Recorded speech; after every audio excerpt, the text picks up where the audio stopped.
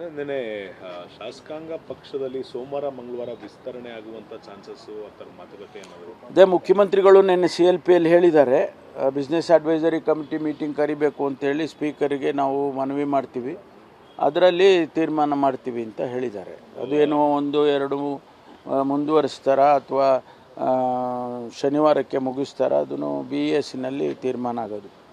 ನಾವು ಮುಖ್ಯಮಂತ್ರಿಗಳಾಗಲಿ ಅಥವಾ ಬೇರೆ ಯಾರಾದರೂ ಆ ರೀತಿ ಡೇಟ್ಗಳನ್ನ ನಾವು ಮಾಡೋಕ್ಕೆ ಬರೋದಿಲ್ಲ. It is speaker. Sir, SC/ST TSP ಹಣದ ವಿಚಾರವಾಗಿ MLC ಸುಧಾಮ್ ದಾಸ್ ಆಕ್ರೋಶ ಹಾಗೂ ಬೇಸರ ಎರಡನ್ನೂ ತಂದರು. ನಿನ್ನೆ ಅನೇಕ ವಿಷಯಗಳನ್ನು ಪ್ರಸ್ತಾಪ ಮಾಡಿದ್ದಾರೆ. ಮಾನ್ಯ ಶಾಸಕರುಗಳು ಅನೇಕ ವಿಷಯಗಳನ್ನು ಪ್ರಸ್ತಾಪ ಮಾಡಿದ್ದಾರೆ. ಅದನ್ನೆಲ್ಲ ಮುಖ್ಯಮಂತ್ರಿಗಳು ಗಮನಿಸಿದ್ದಾರೆ. ಅದಕ್ಕೇನು ಕ್ರಮ ತಗೋಬೇಕೋ ಅದನ್ನು ತಗೊಳ್ತಾರೆ. ಸಬ್ ಇನ್ಸ್ಪೆಕ್ಟರ್ ವರ್ಗಾವಣೆಯನ್ನು 2 ವರ್ಷ ಅವಧಿ ಇರೋದನ್ನು 1 ವರ್ಷಕ್ಕೆ ಇಳಿಸಿ ಅನ್ನೋ ಒಂದು ಮನವಿ ಕೂಡ ನಿನ್ನೆ ಬಂದಿದೆ. ಭಾಳ ಜನ ಅದನ್ನು ಹಿಂದಿನಿಂದನೂ ಹೇಳ್ತಿದ್ದಾರೆ. ನಾವು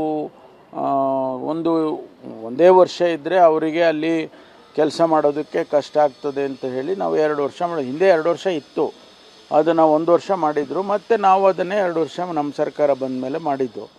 ಅದನ್ನು ವಿಚಾರ ಮಾಡೋಣ.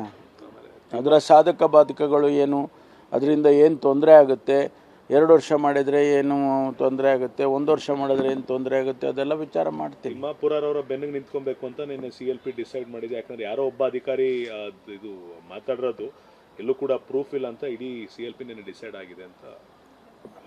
ಈಗಾಗಲೇ ನಾವು ಹೇಳಿದ್ದೇವಲ್ಲ, ಯಾರೋ ಅಧಿಕಾರಿ ಒಬ್ಬ ಮಾತಾಡಿದ್ದಾನೆ ಎಂದಾಕ್ಷಣಕ್ಕೆ ಮಂತ್ರಿಗಳ ಮೇಲೆ ಆ ರೀತಿ ಆಪಾದನೆ ಮಾಡ್ತಾ ಇದ್ದಾರೆ ಅಂತ ಹೇಳಿ ನಾವು ಖಂಡಿತವಾಗಿ ಅದಕ್ಕೆ ಪ್ರೂಫ್ ಮಾಡಿ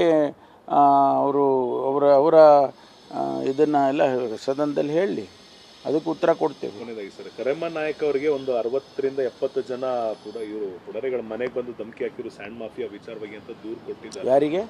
ಕರೆಮ್ಮ ನಾಯಕ್ MLC. ನಾನು ಉತ್ತರ ಕೊಟ್ಟಿದ್ದೀನಲ್ಲ, ನಾನು ಸ್ಪಷ್ಟವಾಗಿ ವಿವರವಾಗಿ ಉತ್ತರ ಕರೆಮ್ಮ ಅವರಿಗೆ ಕೊಟ್ಟಿದ್ದೇನೆ. ಅದರ ಪ್ರಕಾರ ನಾವು ಅಲ್ಲೇನಾದರೂ ಅಂಥದ್ದು ಕಂಡು ಬಂದರೆ ಖಂಡಿತವಾಗಿ ಕ್ರಮ ತಗೊಳ್ತೀವಿ. ನಾನು ಅವರಿಗೆ ಅಶ್ಯೂರೆನ್ಸ್ ಕೊಟ್ಟಿದ್ದೇನೆ, ನಿಮಗೆ ಎಲ್ಲ ರೀತಿ ರಕ್ಷಣೆ ಕೊಡ್ತೀವಿ ಹಾಗೆ ಅಂತೇಳಿ ಸದನದಲ್ಲೇ ನಾನು ಅಶ್ಯೂರೆನ್ಸ್ ಕೊಟ್ಟಿದ್ದೇನೆ. Thank you. ನಿನ್ನೆ ಶಾಸಕಾಂಗ ಪಕ್ಷದಲ್ಲಿ ಸೋಮವಾರ ಮಂಗಳವಾರ ವಿಸ್ತರಣೆ ಆಗುವಂಥ ಚಾನ್ಸಸ್ ಆ ಮಾತುಕತೆ ಏನಾದರೂ? ಅದೇ ಮುಖ್ಯಮಂತ್ರಿಗಳು ನಿನ್ನೆ CLPಯಲ್ಲಿ ಹೇಳಿದ್ದಾರೆ, ಬಿಸ್ನೆಸ್ ಅಡ್ವೈಸರಿ ಕಮಿಟಿ ಮೀಟಿಂಗ್ ಕರಿಬೇಕು ಅಂತೇಳಿ ಸ್ಪೀಕರಿಗೆ ನಾವು ಮನವಿ ಮಾಡ್ತೀವಿ, ಅದರಲ್ಲಿ ತೀರ್ಮಾನ ಮಾಡ್ತೀವಿ ಅಂತ ಹೇಳಿದ್ದಾರೆ. ಅದು ಏನೋ 1-2 ಮುಂದುವರಿಸ್ತಾರ ಅಥವಾ ಶನಿವಾರಕ್ಕೆ ಮುಗಿಸ್ತಾರ, ಅದನ್ನು BESನಲ್ಲಿ ತೀರ್ಮಾನ ಆಗೋದು. ನಾವು ಮುಖ್ಯಮಂತ್ರಿಗಳಾಗಲಿ ಅಥವಾ ಬೇರೆ ಯಾರಾದರೂ ಆ ರೀತಿ ಡೇಟ್ಗಳನ್ನ ನಾವು ಮಾಡೋಕ್ಕೆ ಬರೋದಿಲ್ಲ. It is speaker. Sir, SC/ST TSP ಹಣದ ವಿಚಾರವಾಗಿ MLC ಸುಧಾಮ್ ದಾಸ್ ಆಕ್ರೋಶ ಹಾಗೂ ಬೇಸರ ಎರಡನ್ನೂ ತಂದರು. ನಿನ್ನೆ ಅನೇಕ ವಿಷಯಗಳನ್ನು ಪ್ರಸ್ತಾಪ ಮಾಡಿದ್ದಾರೆ.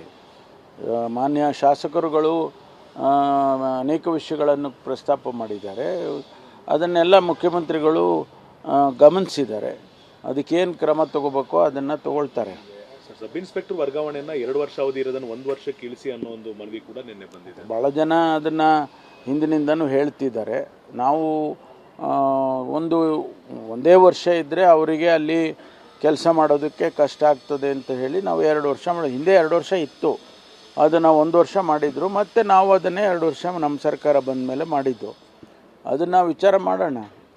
ಅದರ ಸಾಧಕ ಬಾಧಕಗಳು ಏನು, ಅದರಿಂದ ಏನು ತೊಂದರೆ ಆಗುತ್ತೆ, 2 ವರ್ಷ ಮಾಡಿದರೆ ಏನು ತೊಂದರೆ ಆಗುತ್ತೆ, 1 ವರ್ಷ ಮಾಡಿದ್ರೆ ಏನು ತೊಂದರೆ ಆಗುತ್ತೆ, ಅದೆಲ್ಲ ವಿಚಾರ ಮಾಡ್ತೀವಿ. ತಿಮ್ಮಾಪುರವರ ಬೆನ್ನಿಗೆ ನಿಂತ್ಕೊಬೇಕು ಅಂತ ನಿನ್ನೆ CLP ಡಿಸೈಡ್ ಮಾಡಿದೆ. ಯಾಕಂದರೆ ಯಾರೋ ಒಬ್ಬ ಅಧಿಕಾರಿ ಇದು ಮಾತಾಡಿರೋದು ಎಲ್ಲೂ ಕೂಡ ಪ್ರೂಫ್ ಇಲ್ಲ ಅಂತ ಇಡೀ CLP ನಿನ್ನೆ ಡಿಸೈಡ್ ಆಗಿದೆ ಅಂತ. ಈಗಾಗಲೇ ನಾವು ಹೇಳಿದ್ದೇವಲ್ಲ, ಯಾರೋ ಅಧಿಕಾರಿ ಒಬ್ಬ ಮಾತಾಡಿದ್ದಾನೆ ಎಂದಾಕ್ಷಣಕ್ಕೆ ಮಂತ್ರಿಗಳ ಮೇಲೆ ಆ ರೀತಿ ಆಪಾದನೆ ಮಾಡ್ತಾ ಇದ್ದಾರೆ ಅಂತ ಹೇಳಿ ನಾವು ಖಂಡಿತವಾಗಿ ಅದಕ್ಕೆ ಪ್ರೂಫ್ ಮಾಡಿ ಅವರ ಇದನ್ನು ಎಲ್ಲ ಸದನದಲ್ಲಿ ಹೇಳಿ ಅದಕ್ಕೆ ಉತ್ತರ ಕೊಡ್ತೇವೆ. ಕೊನೆಯದಾಗಿ ಸರ್, ಕರೆಮ್ಮ ನಾಯಕ್ ಅವರಿಗೆ ಒಂದು 60ರಿಂದ 70 ಜನ ಇವರು ಪುಡರೆಗಳ ಮನೆಗೆ ಬಂದು ಧಮಕಿ ಹಾಕಿರು ಸ್ಯಾಂಡ್ ಮಾಫಿಯಾ ವಿಚಾರವಾಗಿ ಅಂತ ದೂರು ಕೊಟ್ಟಿದ್ದಾರೆ. ಯಾರಿಗೆ? ಕರೆಮ್ಮ ನಾಯಕ್ MLC. ನಾನು ಉತ್ತರ ಕೊಟ್ಟಿದ್ದೀನಲ್ಲ, ನಾನು ಸ್ಪಷ್ಟವಾಗಿ ವಿವರವಾಗಿ ಉತ್ತರ ಕರೆಮ್ಮ ಅವರಿಗೆ ಕೊಟ್ಟಿದ್ದೇನೆ. ಅದರ ಪ್ರಕಾರ ನಾವು ಅಲ್ಲೇನಾದರೂ ಅಂಥದ್ದು ಕಂಡು ಬಂದರೆ ಖಂಡಿತವಾಗಿ ಕ್ರಮ ತಗೊಳ್ತೀವಿ. ನಾನು ಅವರಿಗೆ ಅಶ್ಯೂರೆನ್ಸ್ ಕೊಟ್ಟಿದ್ದೇನೆ, ನಿಮ್ಗೆ ಎಲ್ಲ ರೀತಿ ರಕ್ಷಣೆ ಕೊಡ್ತೀವಿ ಹಾಗೆ ಅಂತೇಳಿ ಸದನದಲ್ಲೇ ನಾನು ಅಶ್ಯೂರೆನ್ಸ್ ಕೊಟ್ಟಿದ್ದೇನೆ. Thank you.